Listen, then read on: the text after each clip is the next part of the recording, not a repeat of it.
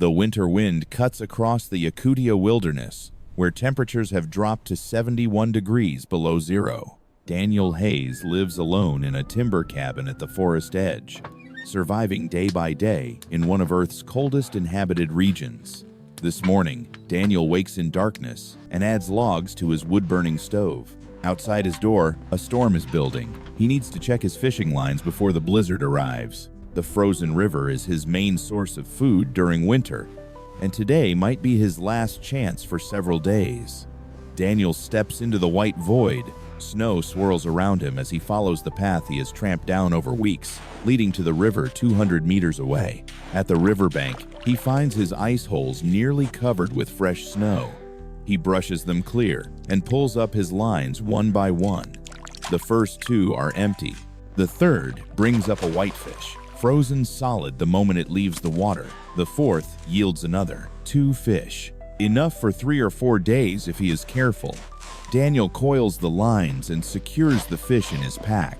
As he turns to head back, he hears something carried on the wind, a sound that does not belong to the storm. He stops and listens. There it is again, a weak cry, coming from the direction of the old equipment shed near his cabin, a structure he uses to store traps and tools. Daniel changes course, pushing through knee-deep drifts. Behind the shed, partially buried in snow, lies a polar bear cub. Its small body barely moves. Its eyes are half shut. The cub cannot weigh more than 20 pounds, and its breathing is so shallow Daniel has to crouch close to see its chest rise and fall. He scans the forest line. No sign of the mother. The cub is alone and dying. Daniel removes his outer gloves and carefully lifts the small bear. It does not resist. He tucks it inside his parka against his chest and walks back to the cabin as quickly as the deep snow allows. Inside, he places the cub on a folded blanket near the stove, keeping it at a safe distance from direct heat. The small bear lies motionless except for its shallow breathing. Daniel takes snow from outside and melts it in a pot on the stove. When the water is barely warm, he dips his finger and touches a drop to the cub's mouth. No response. He tries again. After several attempts, the cub's tongue moves slightly. Daniel continues this way for over an hour, offering tiny amounts of water, watching for any change. Slowly, the cub's breathing deepens. Its eyes open a fraction wider. By midday, Daniel knows the animal needs food. He takes one of the whitefish from his pack and sets it on the stove to thaw. While waiting, he prepares his own meal. From his stores, he takes a cup of rye flour, a handful of oats, and a small piece of fermented fish fat he has been saving. He mixes the flour with warm water in a wooden bowl, kneading it slowly until it forms a rough dough. The motion is rhythmic, pressing and folding, pressing and folding. He shapes the dough into a flat round and sets it on a metal plate directly on the stovetop. The bread begins to cook, filling the cabin with a yeasty, toasted smell. Daniel turns it carefully with his knife, watching the bottom turn golden brown, then flips it to cook the other side. When both sides are done and the bread has puffed slightly, he removes it and tears off a piece. The inside is still soft and warm. He chews slowly, tasting the slight sourness of the rye, feeling the texture change from crisp crust to dense center. For the cub, he cuts the thawed whitefish into pieces smaller than his thumbnail. He offers one on his palm. The cub does not move at first. Daniel waits, his hand steady. After long minutes, the cub's nose twitches. Then, with effort, it extends its tongue and takes the piece. Daniel feeds the animal one tiny piece at a time, letting it rest between each one. The process takes nearly 2 hours. By the time half the fish is gone, the cub's eyes are fully open and focused. The storm outside grows fierce. Wind hammers the cabin walls. Snow piles against the door. Daniel adds more logs to the fire and settles in. Throughout the afternoon, he tends to the cub. He changes the blanket when it grows damp. He offers more water. He checks the stove temperature, keeping it steady. The cub sleeps for long stretches, waking occasionally to accept another piece of fish. As evening approaches, Daniel prepares a more substantial meal. He has dried reindeer meat, traded from a passing hunter 2 months ago, and he has been rationing it carefully. He takes a strip and cuts it into small cubes, then sets them in a pot with water and a pinch of salt. While the meat simmers, He peels 2 small potatoes, the last of a sack he bought in autumn. He adds them to the pot whole. The stew bubbles gently. Daniel stirs it occasionally, watching the meat soften and the potatoes turn tender. After an hour, the broth has thickened slightly and the smell is rich and savory. He pours half into his bowl and eats slowly, using a piece of the morning's flatbread to soak up the liquid. The reindeer meat is tough but flavorful, and the potatoes are soft and buttery inside. For the cub, he mashes one of the potatoes with some of the broth and a few shreds of the boiled meat, creating a soft mixture. He offers it on his fingertips. The cub sniffs, then licks it carefully. Then more eagerly, the young bear eats the entire portion, licking Daniel's fingers clean when it finishes. Night falls, and Daniel makes his bed on the floor near the stove with the cub within arm's reach. Before sleeping, he gives the animal more water and a few final pieces of fish. The cub's breathing is strong and regular now. The second day begins with the storm still raging. Daniel wakes and feeds the fire, then checks on the cub. The small bear lifts its head and watches him with clear, alert eyes.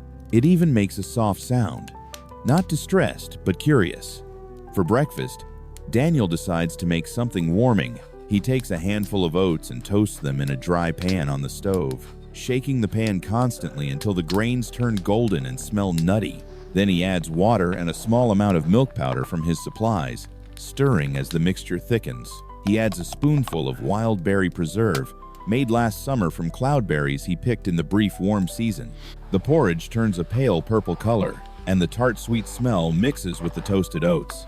He eats half, savoring the way the berries burst with flavor against the creamy oats. The other half he mixes with shredded fish for the cub. The young bear eats with enthusiasm now, its small mouth working at the food with growing strength. After breakfast, Daniel begins work on a new pair of inner gloves. His current ones are wearing thin at the fingers.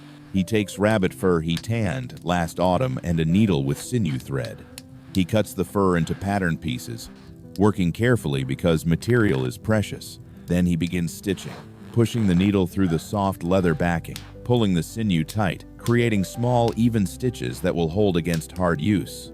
The work takes concentration. Each stitch must be placed correctly. The fur must line up so the finished glove will be warm and flexible. Daniel works slowly, checking his progress, occasionally pausing to add wood to the fire or offer water to the cub. The young bear stands now on wobbly legs, taking a few steps before sitting back down. It is getting stronger by the hour. At midday, Daniel prepares lunch. He has a piece of amel, a fish native to Siberian waters, that he smoked weeks ago. He slices it thin, the flesh pale, pink, and oily. He eats it with thin slices of frozen raw whitefish, a dish called stroganina, letting each piece melt on his tongue. The frozen fish has a clean, delicate flavor, almost sweet. The smoked amul is richer, with a deep, smoky taste that fills his mouth. For the cub, he warms some of the smoked fish over the stove until it softens, then breaks it into tiny pieces. The young bear eats eagerly, making small, satisfied sounds between bites. In the afternoon, Daniel notices the cub's fur is matted and dirty. The animal needs cleaning. He warms water on the stove until it is barely lukewarm, then takes a clean cloth and dips it in the water. Gently, carefully, he wipes down the cub's fur, working in small sections. The cub sits still, seeming to understand that this is help, not harm. Daniel cleans around the cub's face, behind its ears, along its back and sides. The white fur slowly returns to its natural brightness. He uses a dry cloth to absorb excess moisture, then positions the cub close to the stove so it will dry completely in the warmth. The young bear sits contentedly, occasionally licking its paws. As evening arrives, Daniel decides to bake bread for the next few days. He takes rye flour, a small amount of sourdough starter he has been maintaining, water, and salt. He mixes them in his largest bowl, kneading the dough thoroughly. His hands work the mixture, pushing it away, folding it over, pushing again. The dough is sticky at first, then gradually becomes smooth and elastic. He can feel when it is ready, when the texture changes under his palms. He shapes the dough into a round loaf and sets it near the stove to rise. While waiting, he prepares dinner, Tonight he makes a Yakutian specialty, a simple but filling dish. He takes frozen horse meat from his cold storage outside, cuts it into chunks, and sets it to boil with onions and salt. The meat simmers for a long time, becoming tender.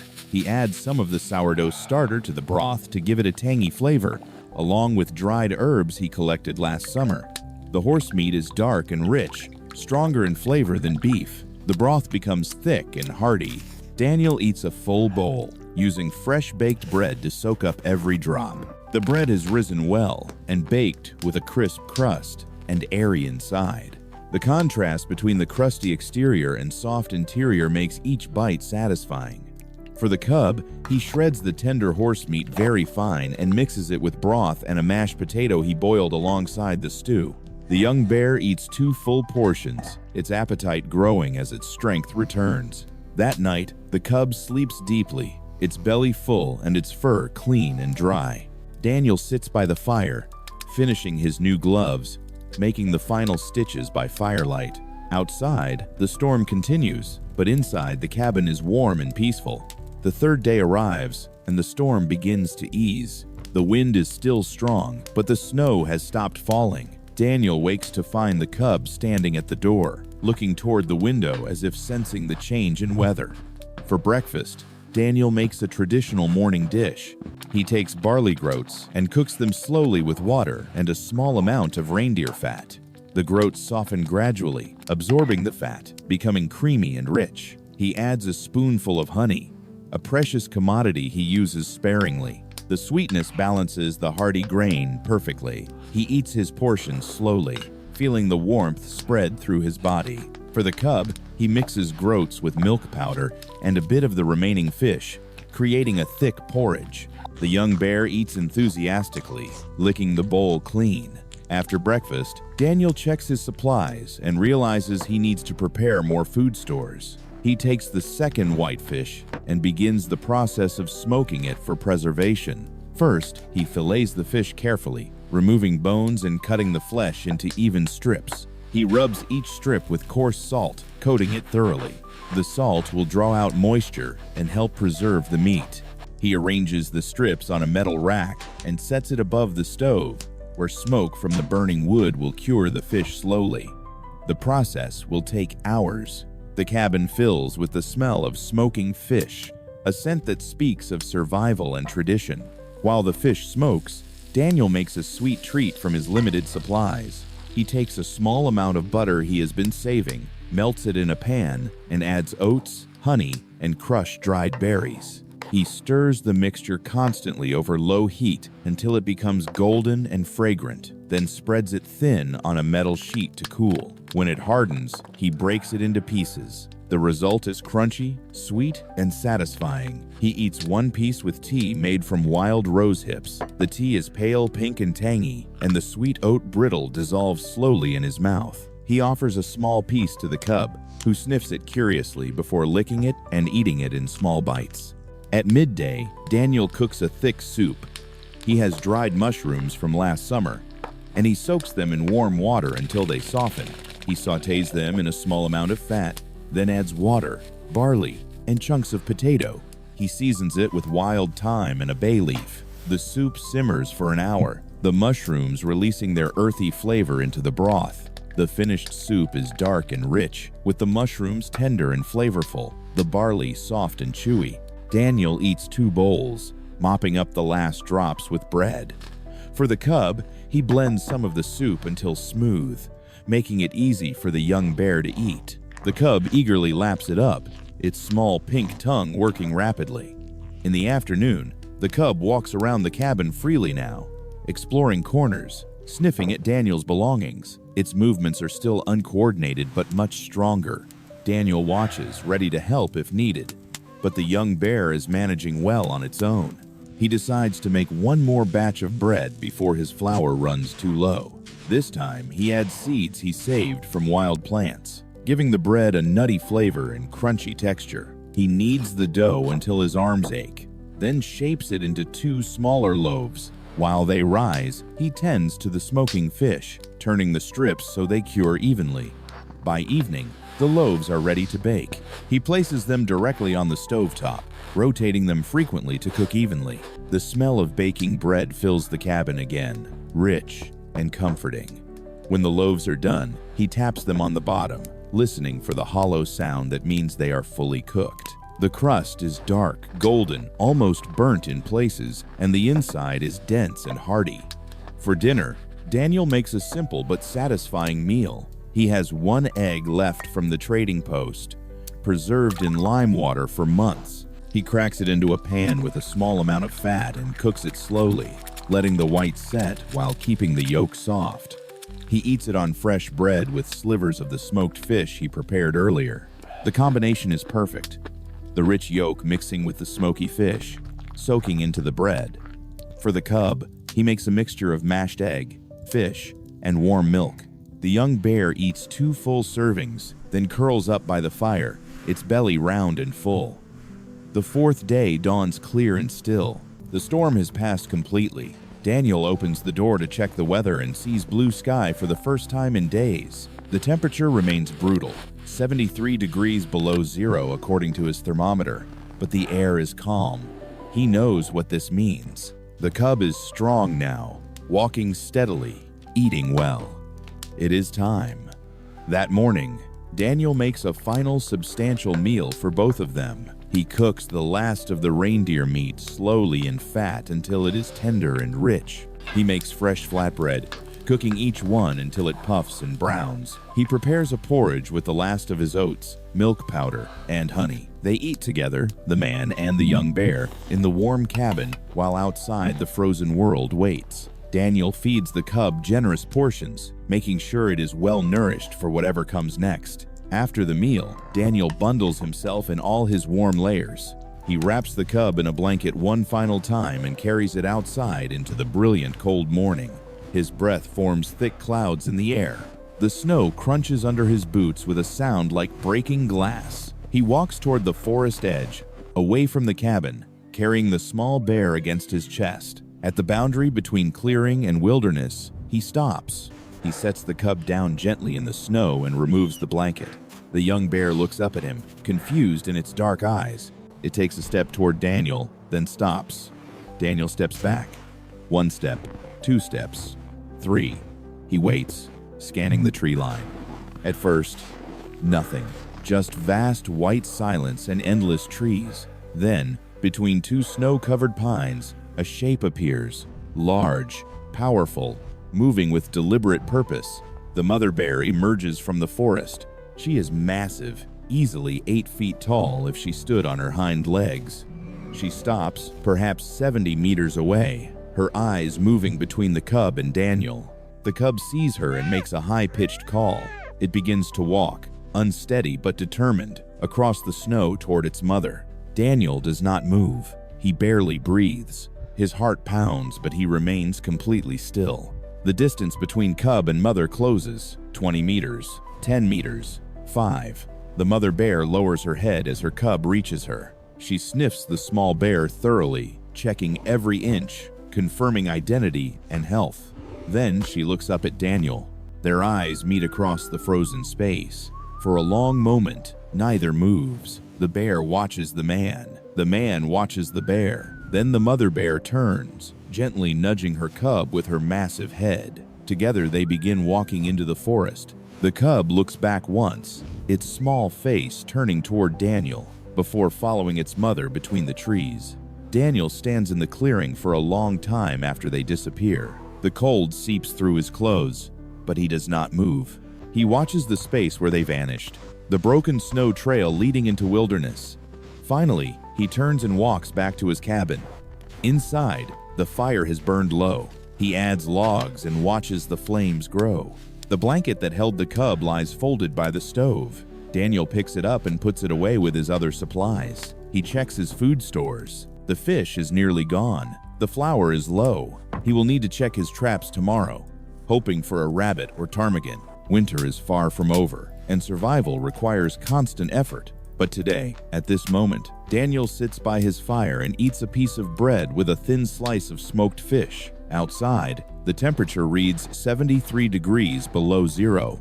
Inside, the stove radiates steady warmth. Somewhere in the forest, two bears travel together through the frozen world. And in his cabin at the edge of wilderness, one man continues the daily work of staying alive, one meal and one day at a time.